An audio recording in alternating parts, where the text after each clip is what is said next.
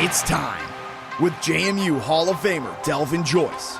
Joyce breaks a tackle and goes in for a touchdown. Another spectacular run by Delvin Joyce. Alongside one of the best signal callers in JMU history. Bad Lee, he's got plenty of room across the 50 to the 40. He should make it all the way to the 20, 15, 10, 5. Touchdown, James Madison University. Together, the duo bring their unique perspective to the podcast, breaking down all the things they're seeing about JMU football. This is To the House. Now, here's Delvin Joyce with Vad Lee. JMU Nation, welcome into another episode of To the House. I am your host, Delvin Joyce, the People's Choice. I am joined by future Hall of Famer Vad Lee on this homecoming victory Monday from the Royal rivalry over the weekend. Vad, what's going on, my guy? What up, baby? Homecoming. I seen you out there tailgating, doing your thing. Oh, man, it looked like a fun time. It was a blast. And in fact, I'm so glad that my voice has finally come back because I thought the recording was going to be in doubt because I could not talk about 24 hours ago. But man, what a great environment. The homecoming crowd was amazing. The tailgating was amazing. I mean, in fact, the JMU Football Alumni Club put on an amazing tailgate.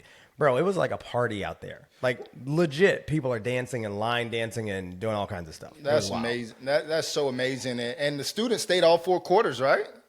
They stayed all four quarters, man. And you know what? I think that had a huge impact because the way that game started, you know, all the energy in the stadium got evaporated. We'll get into it in a second. And the students brought us back, man. So shout out to JMU Nation. Shout out to the students. And Vat, so many people asked about you, bro. Like, there were so many former players there. They watched To the House, which is really cool. And they were like, where's Vat? We got to get Vat back in Harrisonburg, man. Yeah, man. When can we make that happen? You know, I got to get back to Harrisonburg pretty soon. Now that we're bowl eligible, though, I'm looking beyond Harrisonburg, and I'm looking trying to go to a bowl game. That's where all the fun action happens. All right, so I got to ask then, where is your ideal preferred bowl location this season? Oh, man, that's a great question. I mean, got to be somewhere warm, right? Got to be like, you know, Florida or I don't know. Because Boca last year was fun, man. I mean, I wore shorts to that game. Did you go? You were there? Oh, come on, man. I'm a super fan. Yeah, no doubt. No doubt. Yeah, I gotta work on my fan level. You know, I've been playing ball after JMU, and so like of course you have too, once after your career. But I'm like recently, I guess, retired. I don't like using that word, but because you never know, I'll come out and resurrect my career in a minute. Let's go MJ. Let's go MJ. No doubt. I don't use the R word, but you know, what I realized about myself is that I just love ball, but I love playing ball more than I'm a fan of ball. I don't know how many former players kind of feel that way, but like I like playing the game. I'm really not a big fan. However, I will say because of To the House and because of Delvin Joyce, I have become way more of a fan of watching JMU football rather than playing. And so I will tell you this year has been the most I've watched JMU football since I last played at JMU. Wow, man. I mean, that's so interesting. By the way, I feel like my fandom comes from me feeling like a proud father, man, because I'm just so proud. Like, you know, I played in the 90s, bro, right? That's like the Stone Ages. And I'm just so proud of where this program has come. And in fact, to that point, like I know there's a lot of former players that like to stand on the sideline during the game. Bro, I want to be in the stands with the fans. Yeah. And so I got to apologize to everybody in section C2 because I didn't sit down the entire game. I was going crazy because I am an absolute maniac. Did you take your shirt off? I did not take my shirt off because, you know, I'm getting a little fluffy. It's fall. I've been having a lot of, you know, pumpkin bread and stuff. I see that hoodie, man. That hoodie is popping out. You're jacked under there. Come on, bro. I mean, listen, man, I ate pizza the night before, so I went from 8 abs to 6 abs, and I just didn't want to put that on video in the stadium. But, man, what a great crowd. Bro, it was so good to be back, man. And listen, the JMU bookstore, bro, I'm going to tell you something. The swag at JMU right now is elite. So this is my new favorite hat. I don't know if you can see this. I wore this for the game. Nice. It's got 1908 on it. Some of the ladies of Alpha Kappa Alpha Sorority Incorporated were like, why you got 1908 on your hat? I'm like, calm down, ladies. This is the year JMU was founded. Not just AKA, right? No doubt. But then also they got Lululemon JMU gear in the bookstore, bro. It's still $110 for a shirt. Well, to be fair, your 1908 and JMU started, and you talked about the ladies, right? JMU started out as an all-female school, correct? Yeah, that's true. Yeah. Come on now, give me some history lesson here. So all great women's organizations are founded in the year 1908. Is that what you're saying? I love it. I love that, man. But so you said it, man. The fans stayed the entire time, man. The student section was absolutely on fire. I don't know whose idea it was to hand out the purple and gold pom-poms, but that showed up so well, man, not only on TV, but if you were there in the stadium, you could absolutely feel the energy. I just thought it was awesome. And you alluded to the tarps off thing. I didn't even know what that was, bro. The barstool thing, I guess. Hey, I had no idea. Time out. Can you elaborate and give the people what's going on there? Tarps off? Yeah. So, again, I didn't know because I had to learn this myself, right? Because I saw the post on Barstool Instagram, and I was like, oh, tarps off in the fourth quarter. All right, what does that even mean, right? I have no idea, right? I'm like, I know it doesn't mean what I think it means, right? And so in the game, bro, literally, there's all purple in the student section in the end zone. And then I look up in the fourth quarter, and it looks like everybody's like half naked in the end zone, right? Like I see a bunch of bare chests. And it was just, I mean, listen, man, that's what a student section should be. No doubt. Right? So I don't know if ESPN caught it and did their live mass student section thing, but they should have done it right in that moment. Yeah, no doubt. Well, that was great. It was great to see everybody having a good time. And as you can see, the results of the game, right? The game was very tight in the beginning, and then we just blew it away. I wonder, did the fans have something to do with that? I think the fans had something to do with it. I also think the game day atmosphere created by whoever is in charge of the JMU game day production experience. Let's go. Bro, I'm going to tell you, man, it's top level, bro. Let's go. Like, only thing that's missing is the To the House live set podcast on game day, the pre-game show, halftime, post-game show. Let's make it happen. I'm calling it right there. You asked me, I'm coming back. That's the answer to your question. All right. I'm coming back when we have a live production right there in the stadium, pre-game show. Let's go. Bro, we could do it sanctioned or unsanctioned. If JMU doesn't sanction us to do it, we can do it in the tailgate lot ourselves, right? Make it happen, bro. So we got money, right? We can buy the equipment and do it. Let's do it, man. I'm down. Time out on play. We got money. I'm just riding your coattails, bro. I'm just getting in the car with you, and let's go.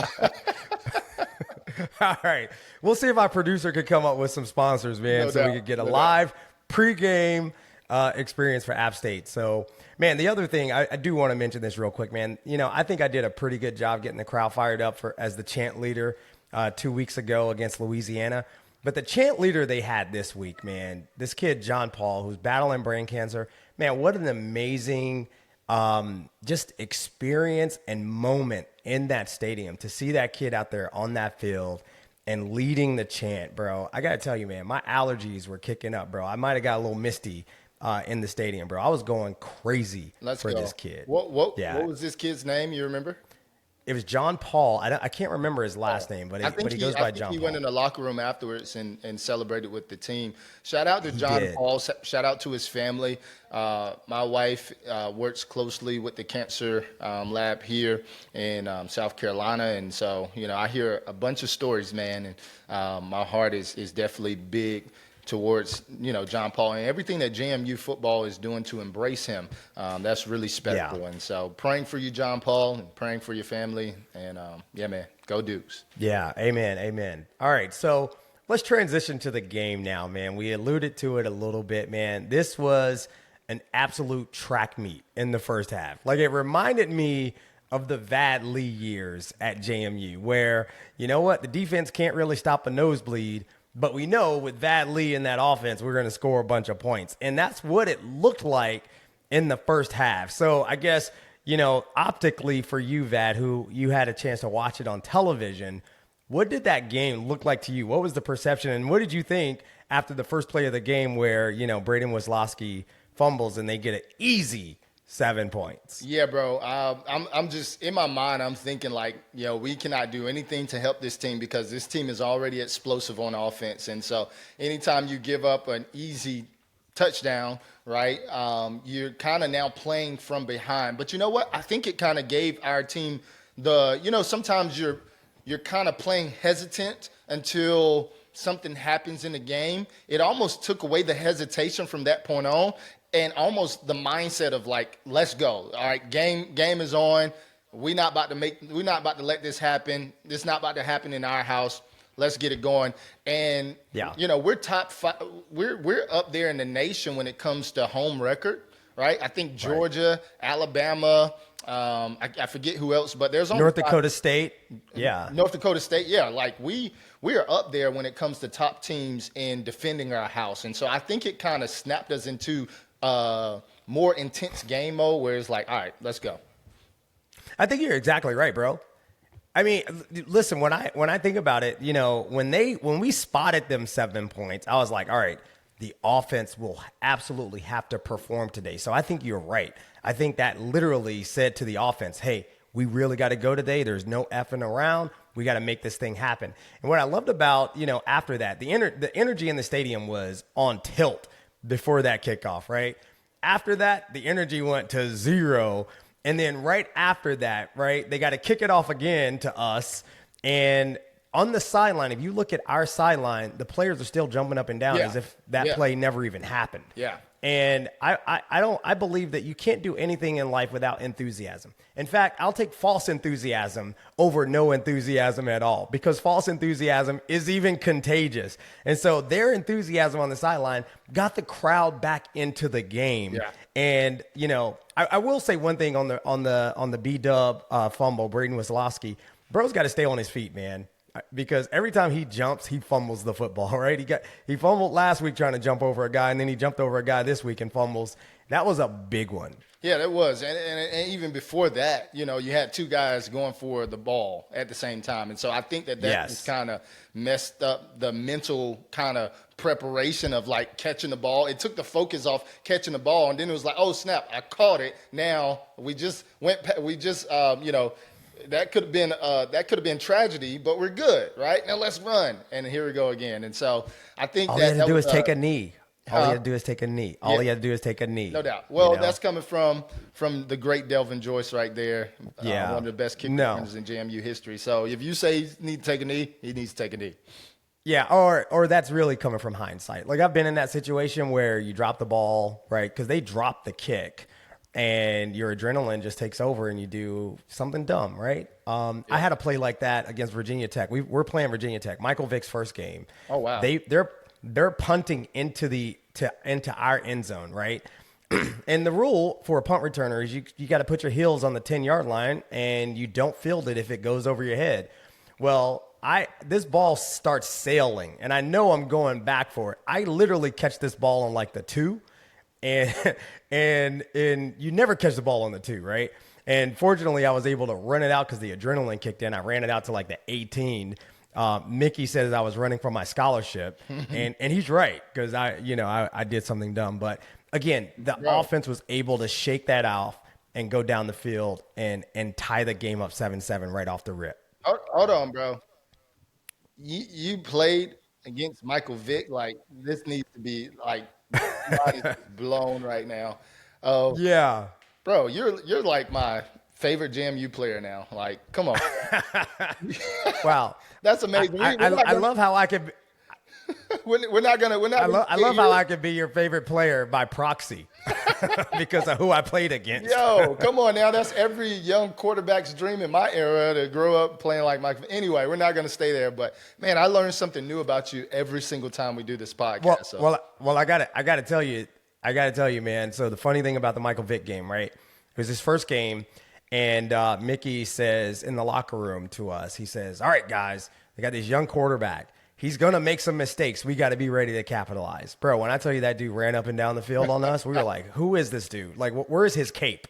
The only mistake he made in that game was he jumped over us for a touchdown toward the end of the game, and he got hurt, and he didn't play the next game. That was literally the only mistake he made. So, wow. Shout out to Mickey for that pregame analysis. That's amazing.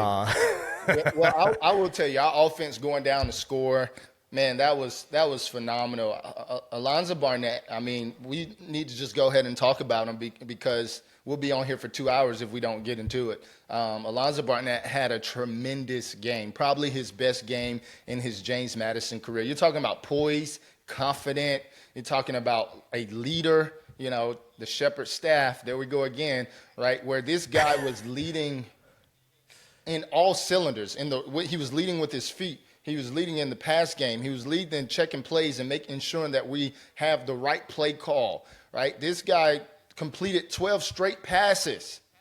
12 straight passes to start the game. Yeah. And then on that one pass, it would have been 13. I think his receiver kind of dropped it. It was great coverage, but the receiver definitely could have caught it. So he would have started the game 13 for 13. Just really great job. I mean, he ended up the first half 14 for 18 with, I think, 250 yards and like 80 yards rushing.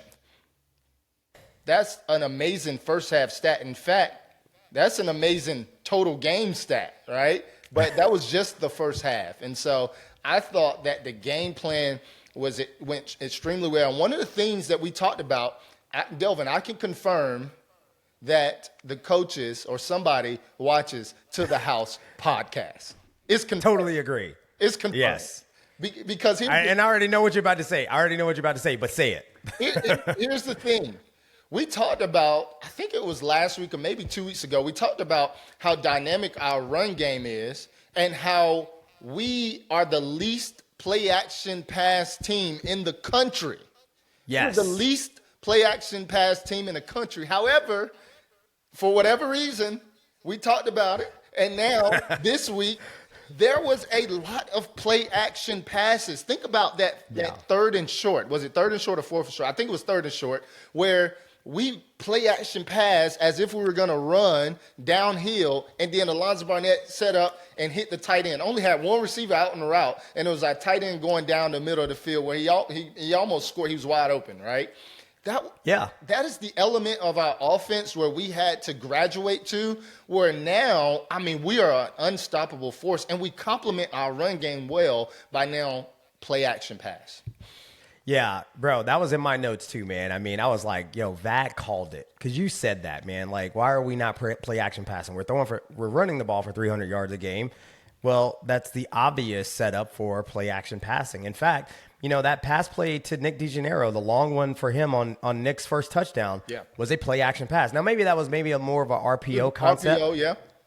Yeah, but still, I mean, the action itself, faking that handoff to the running back, froze that linebacker in space and allowed Nick DeGennaro to get inside the corner and take it to the house, man. Yeah, and before that play, Delvin, if you remember, Alonza Barnett actually ran the ball before that play. I think he had a big run right there, and then he hit Nick DeGennaro on that RPO. So it shows you the complementary football where you hit them in the run game, and next thing you know, you have an RPO or play action pass type of concept. Now everybody, the defense eyes, especially those linebackers, their eyes are now on the backfield because what have their coaches been telling them all week? We have to stop the run game. And to be pretty honest, people are, other coaches are saying we got to stop the run game and make them a pass team, which they don't feel comfortable with. Well, now you have to come and second guess that thing now where it's like these guys can do it all.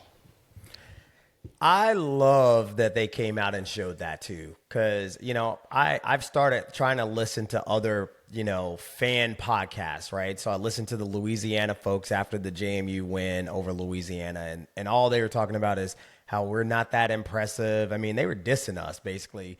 Actually, they sounded a lot like we sounded after we lost to Louisville, right? It's like, you got beat by 2 scores, but you're still saying that you're the better team. These Louisville fan podcasts were all saying, we could have beat them. We're a better team. They stopped us on 4th and goal, blah, blah, blah.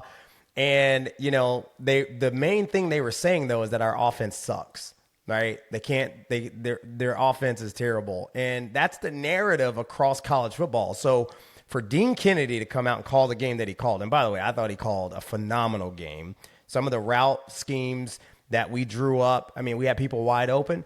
Alonza Barnett came out and showed why he is preseason Sun Belt second or third team or whatever he is, right? The guy put some balls in some tight places. But also, man, I feel like this was a game for Alonza. This was a game for the haters, right? And we got haters in our fan base that don't believe that Alonza should be the starter. And Alonza went out and said, all right, watch me do this thing, right? And I just loved it for him because I do appreciate that kid. I guess the question that I would have for you, Vad, is you think about Alonza's performance, if we reflect on what he's done so far this season, because objectively, he has not looked great at times. This offense has not looked good at times. Dean Kennedy's play calling has been suspect at times. Do you think that's a function of Alonza maybe not necessarily being at 100% to start the season? Or do you think it was more of the two-quarterback system kind of stunted his development and transition back from the injury? Oh, I think that's a phenomenal question, by the way. I think both. I think, one, you have to get live reps. Remind you, a quarterback does not get hit all year.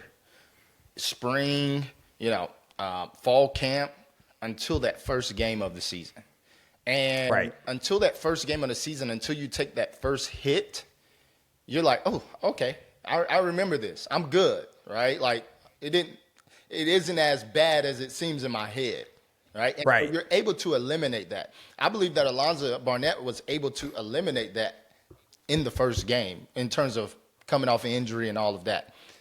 Well, then you go into the mental game of not knowing when I'm going to come out or when I'm going to get an opportunity to fully run this offense. And I think that had a huge psychological element, that added a psychological element to the quarterback position. If you're a quarterback, you don't want to add too much more on a quarterback. It's like that's almost like adding elements to your kicker on the game-winning field goal, where everybody comes running to him and say, "Hey, you got to make this kick," or "Hey, man, you got it, you can do it. Like, we believe in you." Blah blah blah. You don't even mess with him. Let him go through his routine. Yeah. Let him do what he do. And so I think that we added a lot of psychological elements to Alonza Barnett. And it didn't allow him to fully run this offense and be the shepherd that we needed.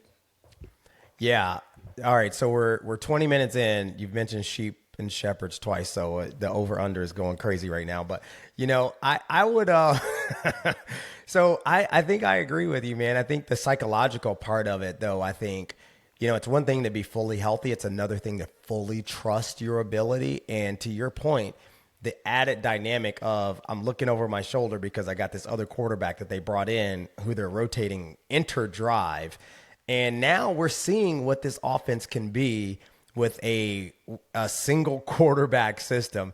And in fact, man, and I don't want to do it, I'm trying so hard to resist the temptation, Vad, to say what could have been, right? Like if we had this mentality, this offensive game plan at Louisville, what could have been, yeah, right? So that's the hard part. Well, to your point, Alonza Barnett had his career high in rushing. I don't. Yeah. You got the stats in front of you. He had a career high in rushing. What? How many did he rush for? Yeah. He had 17 carries for 153 yards and 4 tutties. Bro, 153 yards. When was the last time a quarterback at JMU have done something like that, right? And to be honest, I couldn't confirm. Well, I'm pretty sure I can confirm that the last time we had a quarterback that had 6 touchdowns in one game was your boy right here. Let's go. Let's go. So, I text Alonza and I said, "Hey, welcome to the 6 touchdown club." I think that was his first time doing that. But yeah, man, You said it, Delvin. We got one guy that's leading the charge that no longer has to look over his shoulder. Probably wasn't totally fair to him in the beginning, which is what he probably was battling with his mind, but at the same time, it's probably not fair to hammer the coaches for that decision either, because I'm sure they didn't think or did not know if he was going to be a guy that could run 153 yards at the quarterback position. Yeah. And, we talked last week about the balance that we saw on this offense. We saw 40 passes and 41 rushes, I think, last week. This week, we had 53 rushes and only 26 passes. One of those passes is Matthew Sluka. The guy goes 1 for 1 for a tutty. But, the balance was really still there. If you look at it objectively, the balance was still there because 17 of those 53 rushes were in the hands of our quarterback, Alonza Barnett III, right? And so I think the balance that we were looking for is let's have our quarterback make some plays, whether it's with his legs or throwing the ball, but then let's also hand the ball off to our running backs. But shout out to that kid, man, for having just, I think, a sick game. So sick that I really wanted to start this game talking about the defense because that performance, man, that is one for the ages. But I want to stay on offense for a second and just say how excited I was to see Nick DeGennaro have a game. Yeah. Right? I mean, 3 catches, 2 touchdowns, 102 yards. I'm sorry, 2 touchdowns, 102 yards. And I was just so proud of him because I had a chance to meet him the night before the game in the hotel at Hotel Madison, and his parents introduced me, who I've befriended, and he came over and we started talking, and he let me know that obviously he's frustrated with how the season had gone for him up to that point, but he wasn't frustrated necessarily because he's an individual. He's frustrated because he feels like he can help this team and help this offense. And, I encouraged him to stick with it and stay strong. And, and that guy has such a great attitude, man. He went out and just balled in the first half of that football game. So I was probably more excited for him, scoring that touchdown than he was for himself. Yeah, I was extremely excited because we talked about it on the podcast last week as well. And so, yes, you brought it up. They listen. Yeah, they listen. Yeah, you brought it up, man. And he had a phenomenal game, and it's just cool. That was another confirmation that To the House podcast is helping JMU offense take it to the house, okay? But let's say real quick, though, honestly, bro has wheels. Yeah. Like, that's slant. I mean, dude is fast. Yeah, I'm going to give credit to Nicky D, but I also am going to give credit to Landon Ellis because last week Landon Ellis had a phenomenal game. And that's what happens when you're able to emerge star power at the wide receiver position. Not just one person, but now all of a sudden Landon Ellis has a little bit more eyes on him, or maybe a little bit more coverage that's focusing on him that, hey, we got to stop this kid. Well, now it leads to other guys being able to take advantage of their one-on-one opportunities to the point where, all right, going into next week, who are we going to focus on more? Who are we going to cover? Who are we going to, what type of defense are we going to be able to play against these wide receivers? So I'm already calling it right now. You can expect dominance in the run game next week simply because our wide receivers and our pass game has emerged a little bit more. Yeah, and even trying to stop Landon Ellis, bro still has 6 for 97. Yeah, no doubt. I mean, he still made some big possession catches, and that's how I saw him. He's the possession guy, keep the drives going. Nicky D could be the explosive playmaker, and I think Jalen Sanchez is a guy that's also still going to make plays. I still like Wisłowski, right? I think Jack Fitzpatrick talked about this on the JMU Sports News podcast. He talked about how, each game it seems like they game plan someone into the game. This week it was Nicky D. Last week it was B-Dub, right? And the question is there going to be a game where we get all of the weapons on offense involved all at once? And I think this team still hasn't played their best game on offense, right? As dominant as that was on offense, I don't think we've seen their best game. They still gave up 3 sacks in this game. One of them was on Matthew Sluka trying to get out of the pocket. So 2 sacks on Alonza, I think, during this game, as well as, I want to say 8 or 9 tackles for loss. Now, Vad, you're the quarterback, right? And we made a joke off air about, giving the ball or keeping it, right? But, from your vantage point, were those TFLs, because a lot of them were when Alonza handed the ball off to the running back on the zone read kind of play, are those TFLs on Alonza, or was that just great play by Old Dominion? Great play by Old Dominion. Sometimes run plays are called where they're designed for you to give. Not every play is a RPO, a read zone type of play. It may look like it because you're handing the ball off in the shotgun formation and you're still opening up. But there's sometimes where that guy is supposed to be accounted for. Well, we don't want our quarterback to pull it every time. And so on some of those, it was just good play design it was just good execution by ODU defense. Again, teams coming into this game, they got to focus on stopping the run. And so we're going to get some of that, and that's okay. I think that this offensive performance is going to be hard to top. I think that, this was probably this was probably one of the best offensive performance that you can put on. I think we punted the ball, twice? Or maybe 3 times? Three times, yeah. Three times. To punt the ball 3 times, what more can you ask for from an offensive unit? And so our wide receivers got involved, our running backs got involved, and ultimately we was able to put the ball in our all-star quarterback's hands, who was able to beat a team with his arms and his feet. And sometimes there are going to be games where your feet is going to be more active than your arm. And then there's going to be some games where your arm is more active than your feet. But to get a game where both are all things are working on all cylinders, just shout out to that offensive performance. That's going to be hard to beat. Hard to beat, man. 63 points, 42 unanswered, 12 of 16 conversion on third down, which I also think was really, really big. And again, I said it earlier, Alonza put some balls in some amazing spots. The pass to, I think it was Ellis down the sideline. That was a perfectly thrown ball. Oh, yes.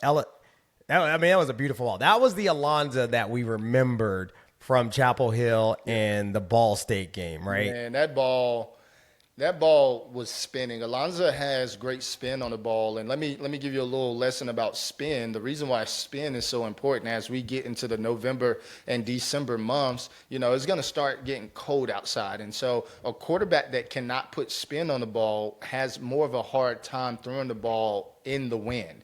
That spin actually cuts the wind and allows your ball to stay in the air. When you don't have a lot of spin on your ball, then that's when the ball gets stuck in the air. It starts to float. It starts to do different, or it just dies because the wind takes it. But Alonza has such a high spin velocity on his ball, where I put velocity and philosophy together. I think I like that actually. Velocity. Yeah, I like it. Such a great velocity that I think that's going to really be beneficial as we get into the colder months. Fun fact, I actually wore gloves when it got cold outside, because gloves, my hands get rock solid, but gloves made me put more spin on the ball, and I threw the ball harder with gloves on. And so when it got cold outside, I'm a glove guy. I think Tom Brady, Peyton Manning also did it as well. Speaking of Tom Brady, would you prefer a ball that was a little deflated, or would you want like a nice, hard, tight, full of air ball? I want full of air. I want full of air. I don't really know what was behind the deflate gate, but Are you a deflate gate truther? Like, what do you believe happened with that? You think Tom Brady intentionally did that? I don't think so. I don't know, right? But Tom Brady is a master scientist, and so he probably did, right? But as a quarterback, every game, the managers, they fix the ball up, they shave it with a brush, and sometimes they use I forget what they use, but they use so much. There's so much technology and so much pine tar. Yeah, pine tar. There's so much that goes into a football, right? To breaking it in. And every game they will come to me and say, hey, Vad, how is this? How does this feel? How does this feel? How does this feel? And I'm like, yo, this is the one, that one needs work, blah, blah, blah. Very rarely did I, like, squeeze the ball to check the air. You know, it was more like all of it feels pretty much standard, right? You just want to see the texture, those little circles on the ball. You kind of want to make sure that those are shaped perfectly and correct. And so I don't think so, but maybe he's a mad scientist.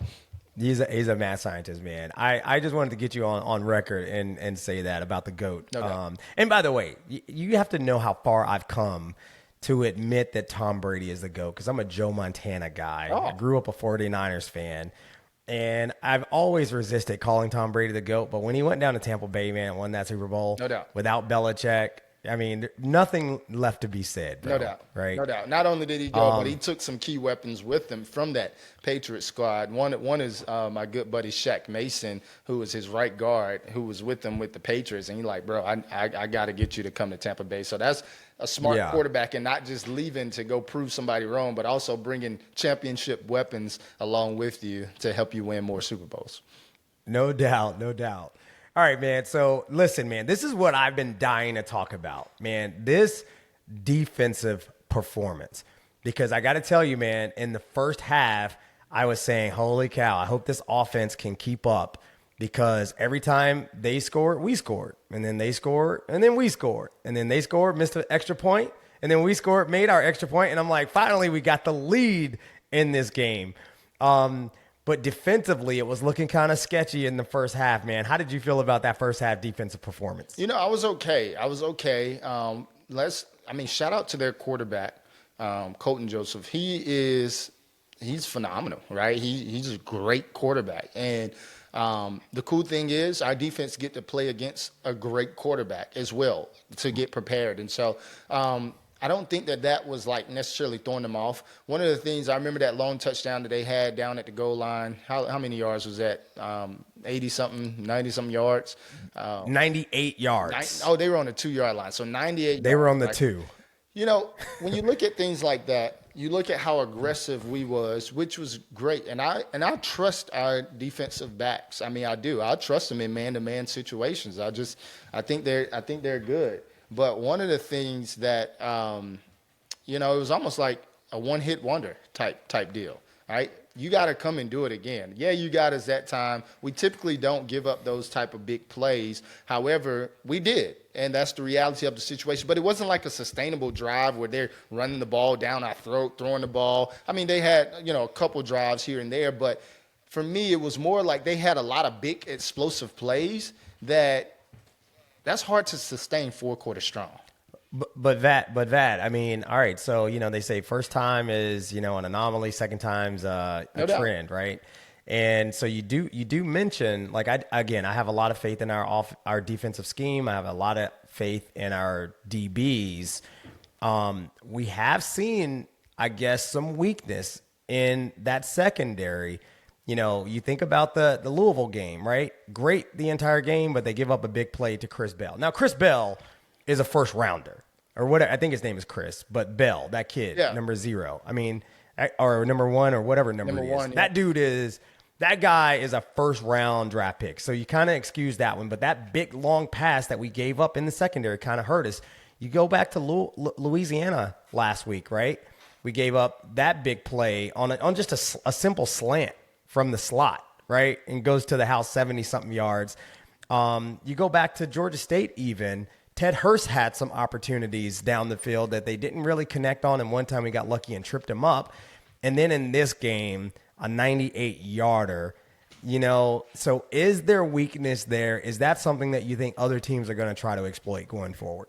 Yeah, obviously, it's hard to create big explosive plays. That's literally on people's game plan, is to make explosive plays, because they know if you make an explosive play, that gives you a better chance to score.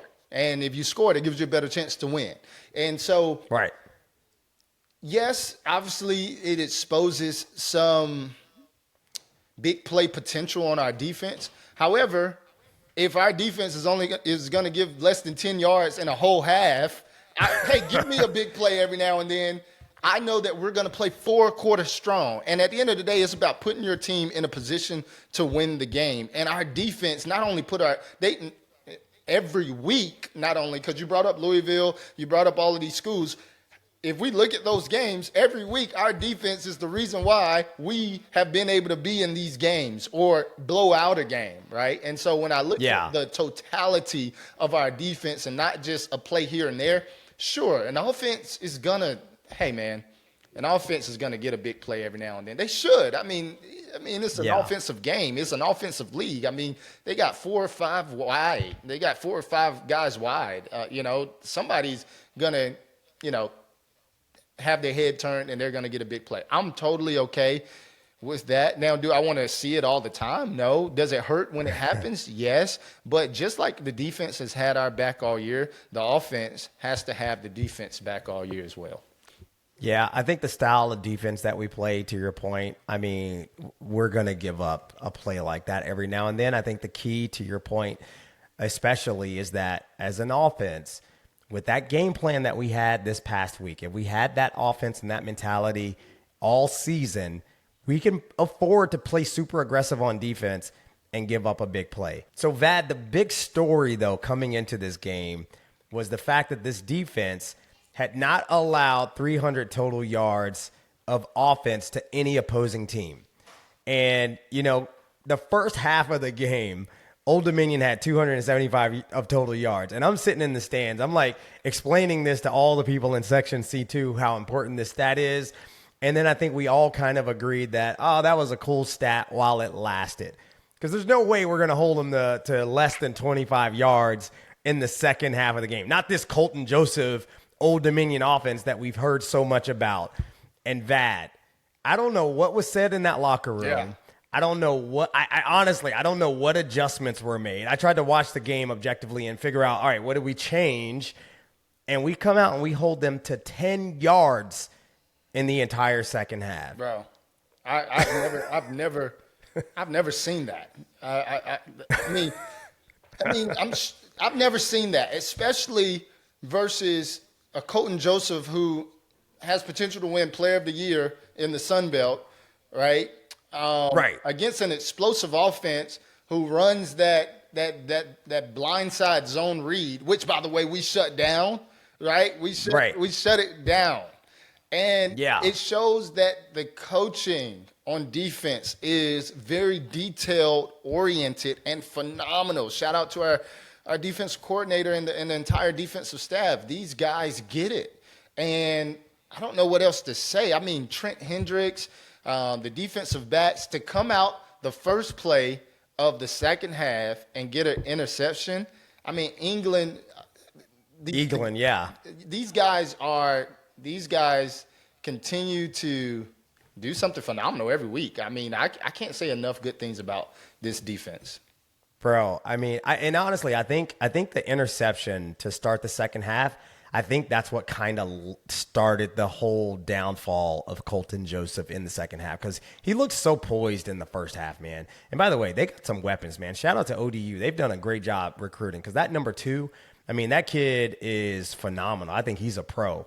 And so they had some weapons. Colton Joseph just stood in the pocket and looked so poised in the first half. And then in the second half, throws that pick on the first play, which, I mean, if I'm an ODU fan, I'm going to say that Jacob Thomas interfered with the receiver, because he did hit him a little early, which allowed Eaglin to come over the top. But I'm so glad the refs kept that flag in their pocket. In fact, the refs were out of this game, I thought, completely. I thought the refs did a much better job. And the worst call in the entire game, though, was on, the kid at Old Dominion. They called targeting on the DeGeneiro catch. Bro, that was the worst targeting call I've ever seen. That was egregious, man. Old Dominion should send that play up to the Sun Belt officials or whoever they send it up. I mean, there is no reason that kid should have been thrown out of the game for that hit. Yeah. That was terrible. Yeah. That was a terrible call. Yeah.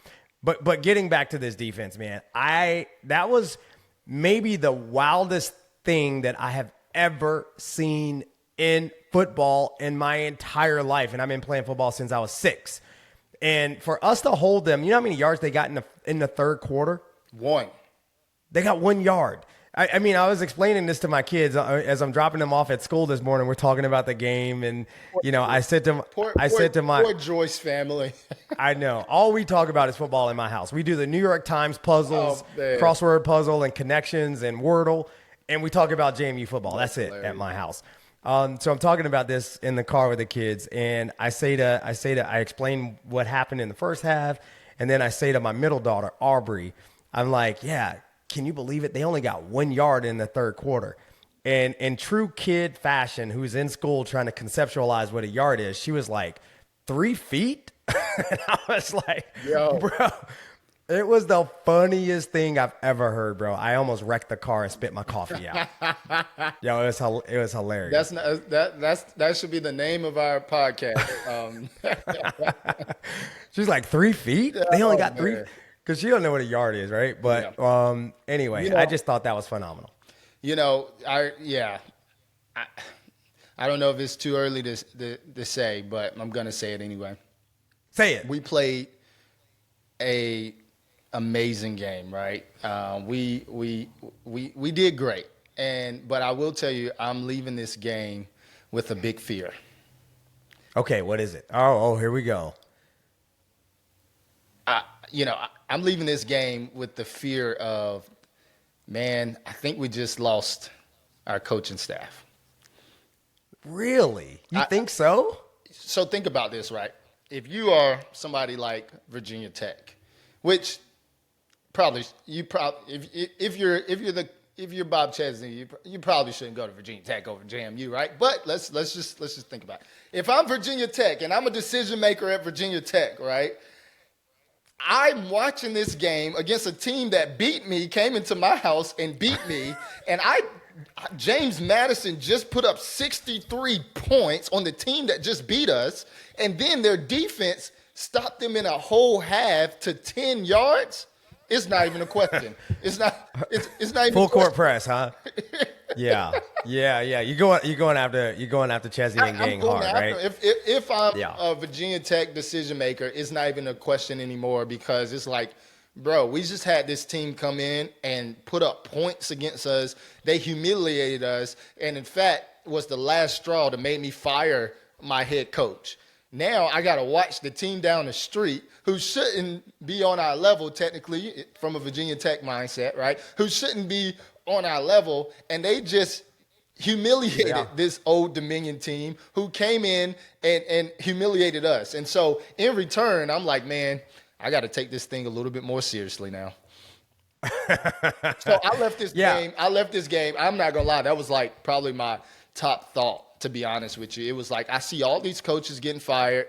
And I know it's, we still got a long season left. I don't want to, I don't want people on the podcast like, man, stick to football. I'm sticking to football, but I did leave with the fear that, bro, that defensive performance, and not only the defensive performance, but the offensive performance. When you put up 63 points, that tells me that this is a total team win, but also it tells me that your coaching staff is doing something phenomenal that's not normal. And when you're not normal, that deserves to be praised, and that deserves to, the big bucks. Yeah, I'm gonna say that I left with the same fear as well, but it wasn't for Chesney and the entire staff. My question was, can we keep Colin Hitchler in Harrisonburg for another year, right? Because I think right now, if you look at this team, the secret sauce right now is Colin Hitchler and the defense, right? The offense has shown up for a game and a half, right? At this point, right? They played, I think a pretty good game last week against Louisiana, minus the turnovers. This game was one where obviously it puts them on the map, but this defense has been consistent all year. Yeah. And so, well, I mean, to that point, Delvin, I think that was my starting point, where my starting thought was like, man, this defensive coordinator, I mean, this guy is like on another level, right? Well, then I'm like, well, if I'm a decision maker at a big school, why shake it up? Like, let's just pay everybody, make everybody come up, right? And then you got the whole staff that has a nucleus and a chemistry. And so anyway, I do agree with you in terms of, our DC, man. this guy, yeah. Anyway, we'll let. Yeah, we'll it's gonna be hard to keep him. Yeah, we'll let it fall in its place. But in the meantime, let's continue to dominate on defense, because it only sets up our offense for success. And there may be some times where our offense will stall a bit, but when you have a defense that's able to get to the quarterback, they did everything. They did so many things well. Of course, there's some things that they can continue to clean up, but they showed what they can do. I mean, Xavier Holmes got to the quarterback. These guys, I seen where they had a defensive pass interference, and one of the things that got me was Trent Hendricks. He came up and put one of the defensive backs. I can't remember who it was on, but he like came up, pat his helmet, hugged him a bit, and basically like, bro, we're good, we're gonna be fine. And that type of confidence, that type of leadership, really breeds excellence amongst the entire defensive unit. And so you got to know that we also was playing our backups, in the second half too. So to still have 10 yards in the fourth quarter, I mean, that was the time where it's like, all right, they might get some yards now. No, we got depth. Yeah. And that is big time for JMU. Depth. Because when you're able to interchange your defensive line and yet they still have the same effect in getting a quarterback, that's when you got something good. Because when you're able to get to the quarterback, now your defensive backs have higher rates of success, because now the quarterback all of a sudden has pressure in his face. What they were doing in the first half, I will say this, this last point, Colton Joseph, he was getting the ball out pretty quickly. He was getting the ball out of his hands, in that first half. So he had some success there. But as the game went on, our defensive line was starting to affect him. Yeah, I think you're right, because he had some people open in that second half. He just missed him. He had that number 2 running down the middle of the field wide open and just totally missed him. Yo, shout out to that wide receiver for dropping that pass, right? Because sorry, I said he missed him. No, the receiver dropped it. That's right. That would have well put them over 300. Yes. Man, I forgot he dropped it. That's right. I feel like Colton Joseph just missed him, but no, he dropped it. That was a excellent pass. Excellent read. Our defense was in a cover 3 defense right there. They ran 4 verticals where the safety was in a bind. Typically when you have cover 3, you got one safety high. And so if you just send a guy vertically, but also send a guy across his face going vertically, he has to make a decision. And he was caught in no man's land. And right. And the receiver just dropped it, man. And that one hurt them. That one was like, you come out the first half, throw an interception, and then you finally get something going where you have a wide open guy and then he drops it. From a quarterback, psychologically, that's kind of like, bro, what happened? Yeah, that's deflating. Yeah. That's deflating, especially after their backup quarterback had just dropped the punt on the punt return. I don't know what that's about. Yeah. Like, who does that? I mean, maybe this guy is like some like ridiculous Michael Vick type athlete, and they were like, we just got to give him the ball. Yeah, but did he come back? I don't know if we punted again, actually. So I don't know. But I was sad for him as a quarterback. I was sad for him as a return guy, because I haven't been there. Yeah. But I never really muffed him and gave him away, but still I was sad for him. No doubt. But I mean, you could tell on the sideline and on the field how much this 300 total yards threshold, you could tell how much it meant to the team. And I'm glad it means something to them, because that's something that they were all rallying around, and they were still playing hard for it. And by the way, it was a blowout in the second half, and the students are still in the student section going crazy. Yeah, right. Some of it thinned out a little bit, but I was so excited to see people still fired up in this game. Yeah, and let's be clear about this less than 300 yards performance. The only team in college football, that can say that they have done this. So the only and last team, right? So because let's say if it happens, right? At some point it may happen. I'm not, at some point it may happen, but we are the only team to this point to allow less than 300 yards of offense. And so shout out to our defensive staff. Shout out to our players who are just taking care of business. And by the way, these players root for each other. I think you were saying that. But, man, these guys get fired up for each other, and I love that. And that goes back to the brotherhood that we talked about earlier in the season. I will say that as we transition, because I want to talk about what this means for the team and where they go from here. I will say that kind of stat line is one of the things that will catch the attention of the committee that's voting on the college football playoff, right? Like, because objectively, we don't have any potential quality wins left on the schedule. I still believe the Sun Belt is a tough conference. I believe Marshall is a lot better than we anticipated. I was hoping that App State was going to be better than we thought, but they blew it to Coastal Carolina this week, which now begs the question, maybe Coastal Carolina is better than we think, right? But who are the quality wins that we have is the question. And Washington State kind of blew it against UVA. I thought they had them. That would have been awesome to have that matchup. But who are the quality wins? Yeah. And when you have a stat like no team was allowed 300 yards, that kind of supersedes the idea that we didn't have that stellar quality signature win this season. Well, also, it's about, two things here. It may not always, yes, it's about quality wins, but also it's about quality losses as well. We have one loss to a Louisville team who just beat the number 2 team in the country in Miami. And so, let's go. That is a huge, should have been a victory by JMU, by the way. But you can listen to podcast number 2 on all of that.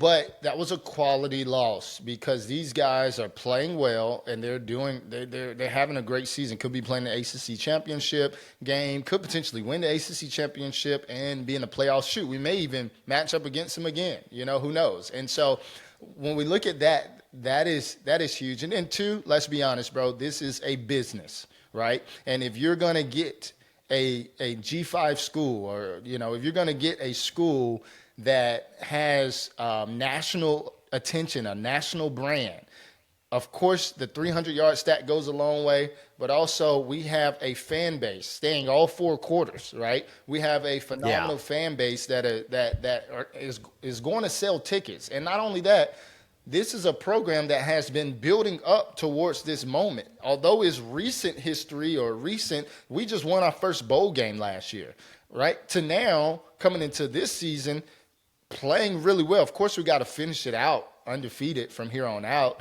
However, we have been building up towards prime time. They're putting us on ESPN for a reason, And, yeah, man. That's exactly right, man. So we got the quality loss to Louisville now that Louisville has upset Miami.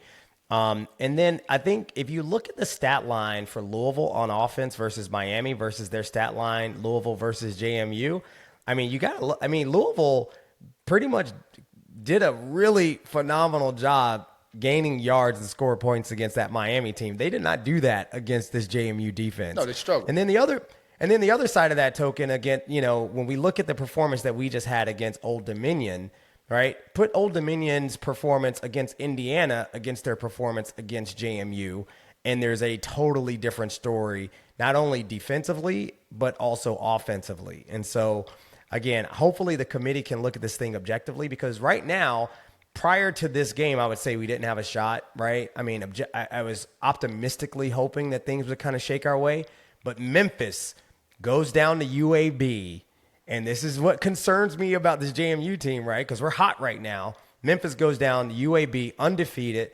and lays an egg against a UAB team that had just fired their coach in Trent Dilfer. Yeah, man. Right, which brings us right back into the conversation. Yeah, this season almost comes down to kind of like that muff kick at the beginning of this game, where it was like, kind of the same mindset where we fumbled, we gave it over, right? But it kind of put us in that mindset of like, we got to figure things out. Think about after that Louisville game, we seen less of the 2 quarterback system, right? We've figured out an identity on offense of more of what we want to do.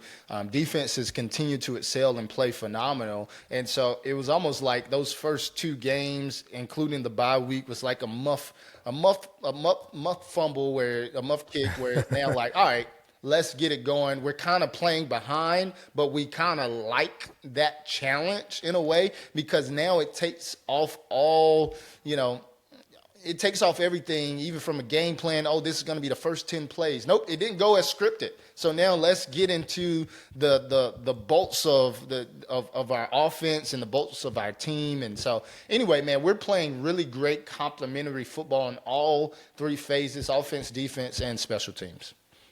Yeah, and again, I think you would have to look at the American and say they still have the best shot in South Florida.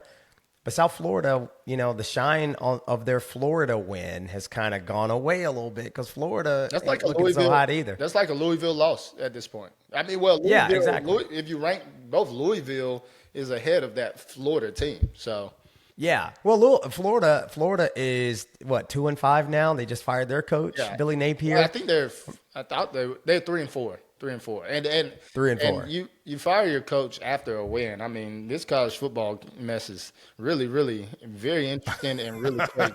I mean, I don't get it, but that's not my job. It's crazy. It's crazy, man. And I think so. I think for us, we got to worry about, South Florida and Memphis still have to play each other, number one, and then number two, I think Tulane is kind of lurking there. But if you look at it, the top 3 G5 teams right now, by votes, I think, in the AP poll, because JMU got 6 votes in the AP poll this week, right? So we're kind of creeping into the conversation, right? You have South Florida, who's at number 18 right now, I think. And then receiving votes, South Florida is the only G5 team even in the poll, which is ridiculous. But then you got San Diego State, you got Tulane, you got JMU, right? So if we could just take care of business, I know we got the bye week coming up, but then kind of a weird, clunky game against Texas State on a Tuesday night.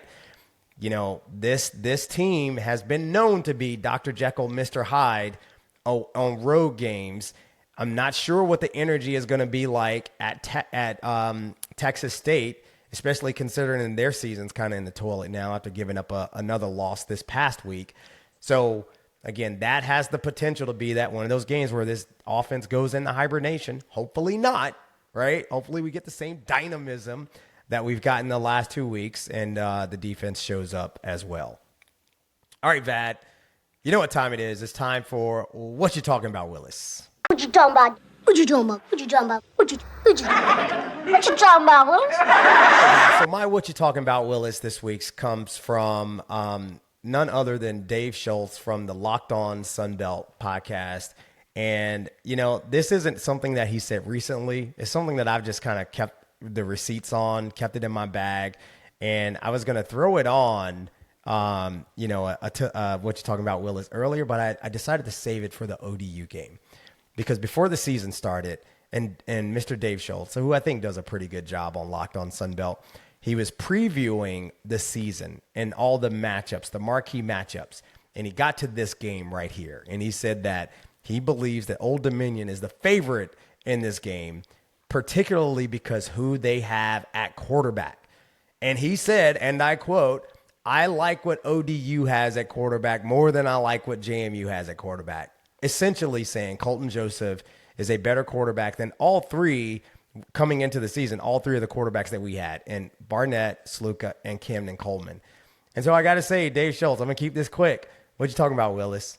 I mean, look at the stat line. Our boy went out and he performed, and I love that he performed, especially against, and he counted his touchdowns up, right? I love that he performed against this kid who, by all accounts, is quote-unquote the best quarterback in the league. Vat, did you ever have a player that you went after that you were playing against head-to-head where people were saying this person is the best or better than you, and it elevated your performance? Actually, I'm blanking on his name. Great question. I'm blanking on his name, but quarterback for Villanova, my first year at JMU, and this kid was dominating. I think he won the Walter Payton Award the year before, and he was a phenomenal quarterback. And so we went into that Villanova game. Man, I want to remember his name. I can't remember. It's John something, maybe. But anyway, somebody on To the House podcast, you gotta figure that out for me. But anyway, he won the Walter Payton Award, or at least came in top 3. And going into that game, it was my first 400-yard passing game. During that game, I threw for 400, and I think 4 touchdowns or something like that. We ended up losing. It was another one of those shootout games, so we ended up losing. However, I've never thought. I don't even think in high school I threw for 400 yards. It was just ridiculous amount of yards, and so that elevated my game because I kind of wanted to go out and show like, hey, I'm the best quarterback on this field. I love that, man. I had my guy was also from Villanova. It was Brian Westbrook. And I distinctly remember before a game, because I was like the all-purpose guy in the Atlantic 10 Conference back in the day. And then Brian Westbrook comes on the scene, starts breaking all-purpose yards records, and we're about to play Villanova at home. And my coach at the time, Alex Wood, walks over to me in warm-ups. I'm stretching my hamstrings, right? And he comes over, he's like, what's all this talk about this Westbrook kid being the all-purpose guy, right? And I went out and I balled in that game, bro. Right? Brian Westbrook, another. I mean, bro, you're just name dropping out here, bro. I wish I was as cool as you, man. That's phenomenal. Michael Vick, Brian Westbrook, both NFL guys. That's great. I think that quarterback name for Villanova, his name was John Robertson. Dude. That's right. Dude was great. Like, he was phenomenal. He was throwing for like 300, 400 yards every week. And so, anyway, that was a phenomenal question. I love that because I kind of forgot about that. But that was like, we lost the game, but I remember my offensive coordinator on the bus ride back to Harrisonburg, like he pulled up the film on his iPad and was like, I was all mad that we lost, but he's like, you did some amazing things. This is something to build off of. Like, of course, we're upset, but like, let's build off this thing. So anyway. Yeah, man. I love it. And I love that, again, Alonza is never going to make it about him, hopefully, right? It's about the team. But if that arch rival competitively can elevate your game to this level to help the team to win, then it's all good, right? And the words of Alonza is kill from here on out. That was his words. And he has that demeanor. When you look at him, he knows how to have fun, but at the same time, he knows how to shut it off. Where like you see him dancing in the end zone, but when you come to the sideline, you see a laser focus, watching the iPad, watching film, talking to his teammates, talking to his guys. There's a laser focus that is unmatched that's coming from the quarterback position with such a great demeanor for our offense.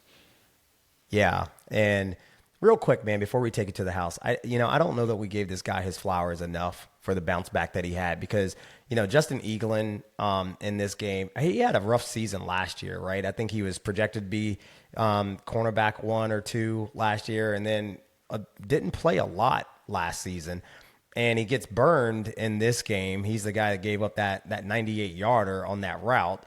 And then for him to come back in the second half and get 2 picks and seal the game, man. I mean, I love that kid, man. I love his attitude. I love the fire that he plays with. So shout out to Justin Eaglin for just having a day. Yeah, I appreciate you bringing that up because I agree with you, man. Typically when a quarterback makes a big play against a defensive back, you circle him. You circle him as the weak link on the team. Especially our defense has been so phenomenal all year long. You got JT back there who is causing havoc. Kind of want to stay away from him. But on the other side, let's go to this guy Eaglin because I think that we can get some big plays off of him and they did, right? But you go back to him and you're like, wait, you're not supposed to do that. He picked me once. All right, that was fluke. That happens, whatever. Let me go to him again because we still got a big play off of him. And then you go to him again and wait a minute, what's going on here? Now you're in the quarterback's head of like, where do I go with the ball? And so I know that that's going to be a performance where he's going to only build off of going forward. So shout out to him. Yeah. That makes our defense so much better. And both picks were great interceptions. They weren't gimmies. And, as a guy who lives in North Carolina now and as a North Carolina native, Vad, I know you're proud of the fact that guy's from Fayetteville, right? Absolutely. So he's a North Carolina kid, man. Yeah. All right, Vad. You know what time it is, man. Let's take it to the house. And listen, JMU Nation, I got to tell you, I love the way this team plays. I love the swag that they have. And of course, the concern after a big win, especially in dominating fashion, is for that swag to morph into cockiness. But is that a bad thing? Is that a bad thing? You see, there's a thin line between being cocky, confident, and humble. And the best teams, just like the best people, figure out how to walk that line with purpose. I've always believed that cocky will get you beat. Confidence will get you better. And humility, well, that's what keeps you grounded enough to grow. But here's the twist. Sometimes our own humility can actually hold us back. We downplay our talents, we talk ourselves out of taking the big shot, and we convince ourselves that we're not ready when we actually are.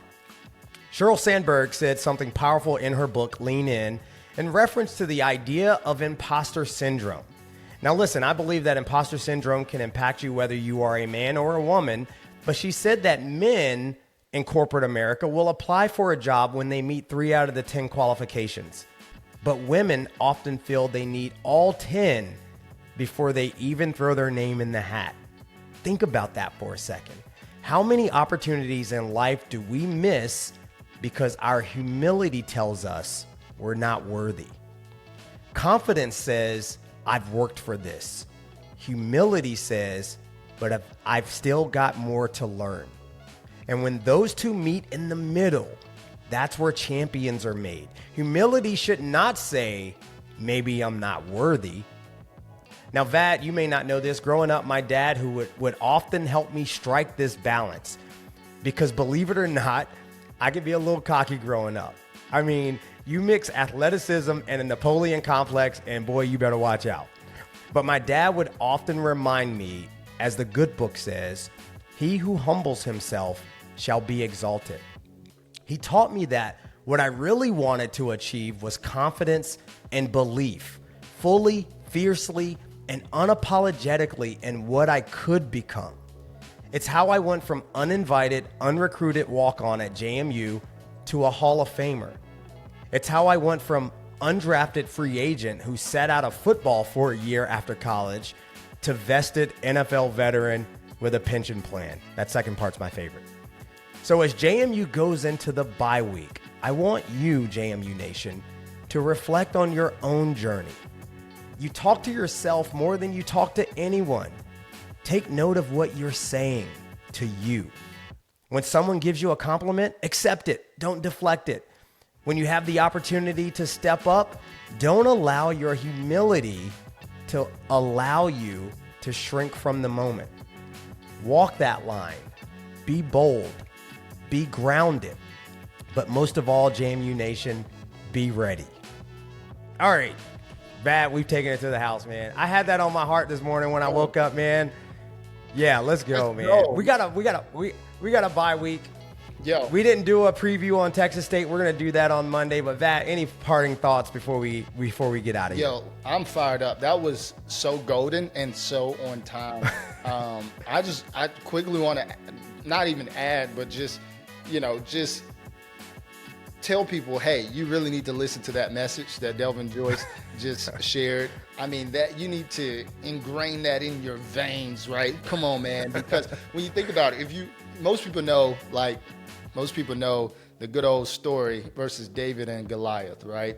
And they always frame it. That's right. They always frame it where David was the little shepherd boy. There we go again, third time in 1 week, right? But if you really know that story, you will see that my boy was talking mess before he went to face Goliath. Like people forget that part. He was so confident.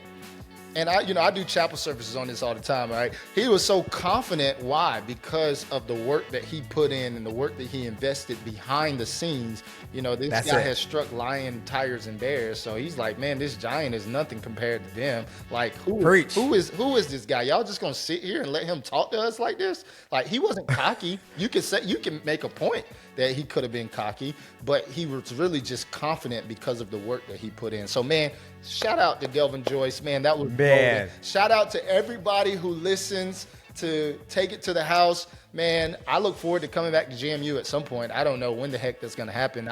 If you don't know, I'm not just boycotting coming. I do commentary for the Citadel here locally, and I also travel a bit, speaking to different teams and things of that nature. And so, when I have my weekends, man, I try to definitely be here for my family because my weekends or my days look a lot like football. So, man, shout out to everybody who watched To The House podcast, and shout out to you for that those bars you just dropped. I'm fired up. I appreciate that, man. And you're co-signing of my bars. And by the way, there were so many people that came up to me at the game this weekend and said how much they appreciate the show. not only because of the football talk, but because you and I talk about life. You see this tear that's coming down my eye, man? You got me tearing up, man. That was great, bro. You speaking my language right now. Oh, man. I love it. JMU Nation, thank y'all for listening, man. Let's take it to the house, Vat. Go Dukes.